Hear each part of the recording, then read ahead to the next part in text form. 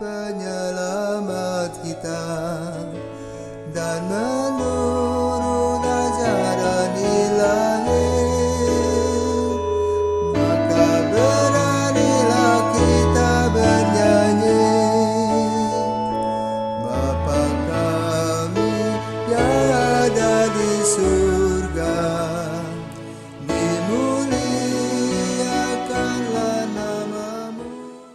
Saudara-saudara terkasih, selamat pagi. Salam jumpa lagi dalam Sabda Siap Saji Senin 19 Juli 2021, hari biasa pekan ke-16. Marilah kita berdoa dalam nama Bapa dan Putra dan Roh Kudus. Amin. Allah Bapa Maha Pengasih, tanpa terasa hari ini adalah hari ke-9 novena syukur untuk 50 tahun imamat Romo Marse yang akan dilaksanakan 20 Juli besok.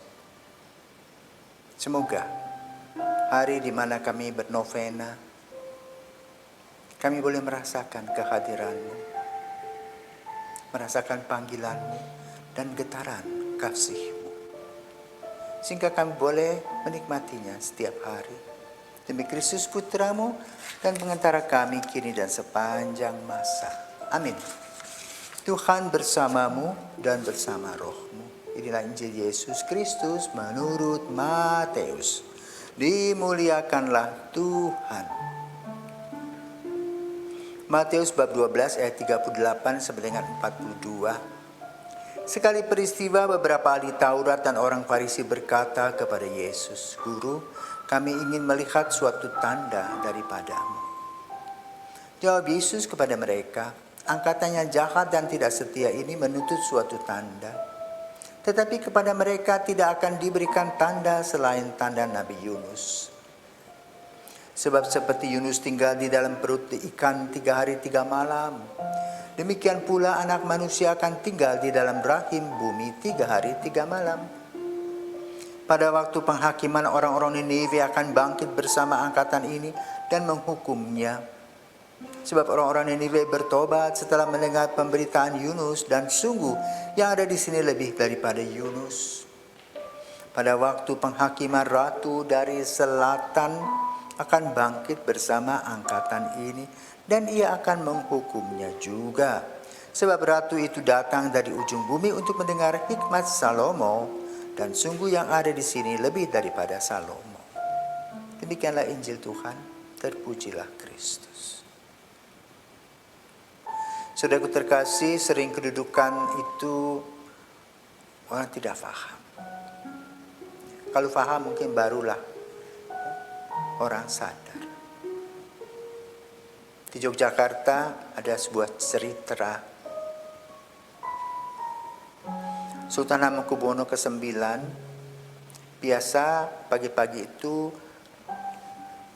pergi melihat-lihat rakyatnya. Dan dia mengamati ada ibu-ibu yang dari desa-desa pegunungan datang dengan membawa barangnya di belakang punggungnya. Pada suatu hari dia menawarkan pada mbok itu, mbok ikut. Nah, naik saja, yang jauh toh. Dan apa ya naik? Naiklah dia. Jadi beberapa kali si mbok itu ikut. Kemudian ada temannya yang melihat, si mbok itu dijemput loh oleh Hamengkubuwono, Raja Yogyakarta itu. Ya, lalu dari bisik ke berbisik lalu sampailah pada si mbok itu. Apa yang terjadi dengan dia? Ketika dia turun, disampaikan, kamu di antar siapa, kok enak kamu itu loh hari-hari begitu. Itu sultan loh itu. Langsung ibu itu pingsan. Ya. Kenapa? Kaget. Betapa baiknya punya sultan. Karena dia sadar, tahu siapakah sultan itu. Nah, dalam Injil pada hari ini, orang Yahudi tidak mengerti siapakah Yesus. Kenapa? Sebagian mereka mendengar berita tentang Yesus itu yang negatif, bukan yang positif. Maka tidak ada penghargaan. Karena itu mereka minta tanda. Bagi yang mengerti tentang Yesus, mereka tidak minta tanda. Tapi para murid pun sama, bertanya-tanya terus sama Yesus. Karena kejanggalan-kejanggalan yang mereka lihat. Tapi keajaiban-keajaiban juga mereka alami. Apa yang dikatakan oleh Yesus? Dia tidak akan beri tanda. Kan dia sudah memberi tanda, yaitu cinta kasihnya kepada mereka, kepada umatnya, kepada murid-muridnya. Karena itu dia membahas tentang Yunus. Yunus adalah seorang tokoh yang populer, yang mengalami pengalaman 3 hari dalam perut ikan. Yesus menerangkan itu, dan memang pada saat belum kejadian mereka juga tidak paham tentang peranan Yunus yang digambarkan tentang dirinya. Dan umat Israel tahu tentang Yunus dan mengerti. Maka heranlah Yesus kepada mereka yang tidak paham tentang dirinya. Maka dia katakan, dia lebih daripada Salomo. Salomo pun juga merupakan raja yang disebut bijaksana. Dan Yesus lebih. Dan benar secara teologis, maka kita beruntung kita lebih tahu daripada mereka, karena kita sudah mendapat pengajaran dan pengalaman tentang kebangkitan Yesus, sudah menjadi bagian dari pewartaan gereja. Kalau saja kita hidup pada zaman Yesus, mungkin sama-sama kita tidak melihat kehadiran Yesus sebagai apa.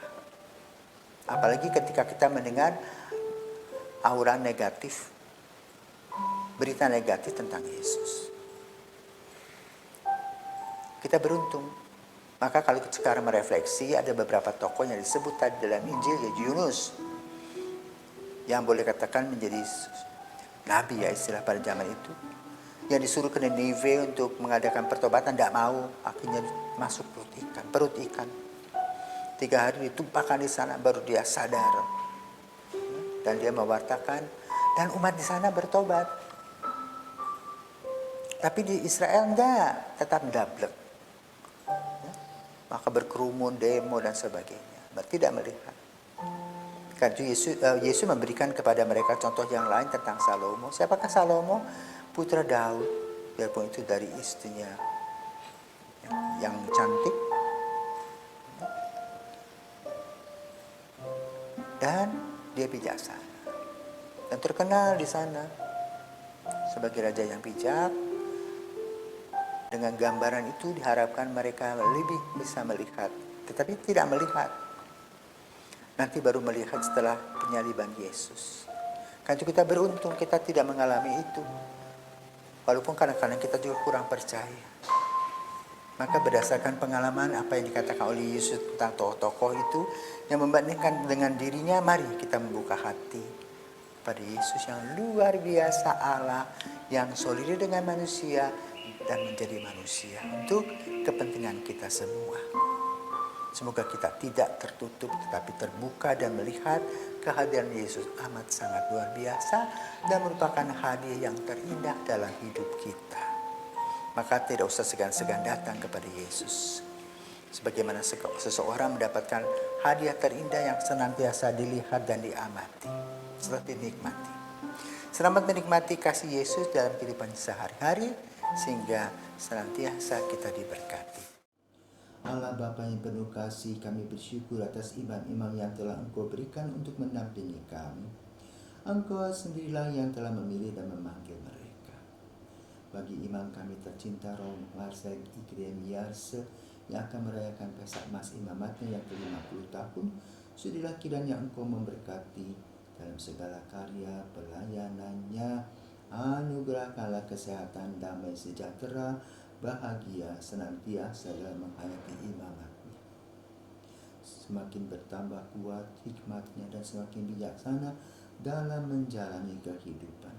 Semoga ia menjadi berkat yang hidup bagi masyarakat gereja dan bagi kami semua.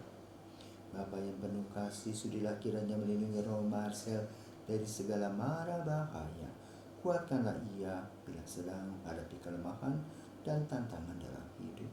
Biarlah hati cinta dan hidupnya menjadi persembahan dan pujian bagimu selamanya. Pada kesempatan ini pula kami menyampaikan kepadamu, semangatilah kaum muda yang engkau panggil menjadi imam dan religius, agar dengan berani mengikuti kehendak-Mu. Utuslah para pekerja ke dalam panenanmu yang melimpah, agar Injil-Mu diwartakan kaum miskin, dilayani dengan cinta kasih. Para penderita memperoleh hiburan dan umat mendapatkan kekuatan melalui sakramen-sakramen. Kami mohon ini kepadamu dengan perantaraan Kristus Tuhan kami. Amin. Bapa kami yang ada di surga, dimuliakanlah nama-Mu, datanglah kerajaan-Mu, jadilah kehendak-Mu di atas bumi seperti di dalam surga. Berilah kami rezeki pada hari ini, dan ampunilah kesalahan kami, seperti kami pun mengampuni yang bersalah kepada kami. Dan janganlah masukkan kami ke dalam pencobaan, tapi bebaskanlah kami dari yang jahat. Amin. Salam Maria, penuh rahmat Tuhan sertamu, terpujilah engkau di antara wanita, dan terpujilah buah tubuhmu Yesus. Santa Maria, Bunda Allah, doakanlah kami yang berdosa ini, sekarang dan waktu kami mati. Amin. Salam Maria, penuh rahmat Tuhan sertamu, terpujilah engkau di antara wanita, dan terpujilah buah tubuhmu Yesus. Santa Maria, Bunda Allah, doakanlah kami yang berdosa ini, sekarang dan waktu kami mati. Amin. Salam Maria, penuh rahmat Tuhan sertamu, terpujilah engkau di antara wanita, dan terpujilah buah tubuhmu Yesus. Santa Maria, Bunda Allah, doakanlah kami yang berdosa ini, sekarang dan waktu kami mati. Amin. Kemuliaan kepada Bapa dan Putra dan Roh Kudus, seperti pada permulaan, sekarang, selalu, dan sepanjang segala abad. Amin. Tuhan bersamamu dan bersama rohmu. Semoga kita diberkati dalam kuasa Bapa dan Putra dan Roh